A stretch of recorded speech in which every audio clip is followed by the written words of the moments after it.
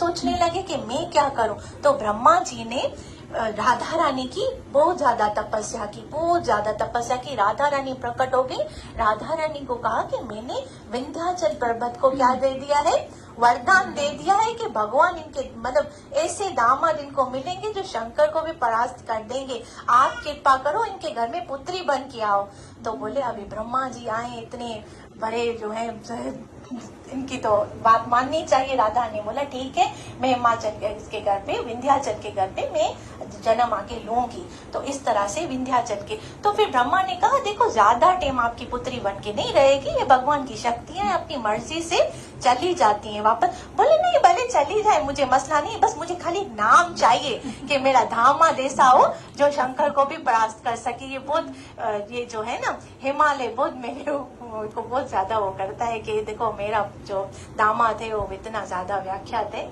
तो फिर इस तरह से इनके घर में, तो वहां पे जो है एक क्या हुआ था, एक सीन ऐसा हुआ था जैसे भगवान जब भगवान श्री कृष्ण जब जन्म हुआ था, तो उसके जो वहां पे देवकी माता के घर से जो भगवान श्री कृष्ण आए थे, उनको लेके जब वासुदेव कहाँ चले गए थे, यशोदा मैया के पास जब गए थे, तो यशोदा मैया के पास से पुत्री को लाए थे। और पुत्री ने जब दुर्गा का रूप धारण किया था, तो उस पुत्री ने कहा था कि आपको मारने वाला कहीं और जन्म ले चुका है, और उसके साथ 8 शक्तियां और भी प्रकट हुई हैं। जो इनसे विवाह करेगा वो बिल्कुल मतलब जो इनसे विवाह करेगा ना 8 शक्तियों से, वो चिरंजीव रहेगा, उसको कोई नहीं मार सकता।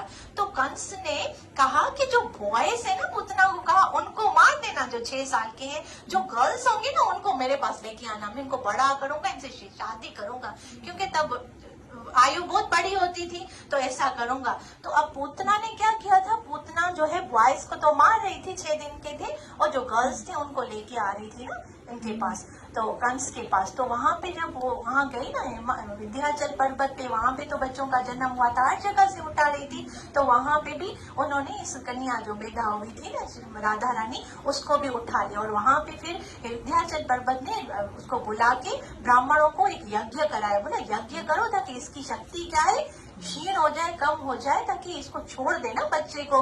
लेकिन वो छोड़ा बच्चे को, ब्राह्मणों ने यज्ञ किया, जब बच्ची को छोड़ा राधा रानी को, तो राधा रानी आके एक पुष्प में गिर गई, मतलब वहां से पुष्प में आके गिरी यमुना नदी में। और फिर जो थे विश्वभानु थे, उन्होंने भी तपस्या की थी सूर्य भगवान से कि हमें भी एक पुत्री चाहिए ना। तो उनके पास राधा रानी जो है वो यमुना जी में स्नान कर रहे थे। उनको तो भी कहा था किसी मतलब ब्राह्मण ने कि आप जाके यमुना जी की उपासना करो, आपको यमुना जी की कृपा से पुत्री मिलेगी। तो उनके पास ये पुष्प कमल तैरता हुआ आया, और उनको विश्वभानु और कीर्तिदा मैया ने उठा लिया और